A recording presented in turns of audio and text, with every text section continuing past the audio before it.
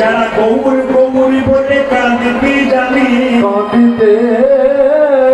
জানে, যারা গৌরী বয়ার কিছু জানে না, যারা গৌরে বয়ার কিছু জানে না, যারা সংসারে এসে শুধু মনে করেছে এই মানবে জনম, এই মানব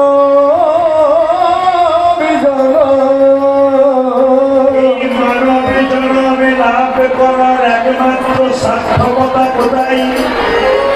শুধু খেলে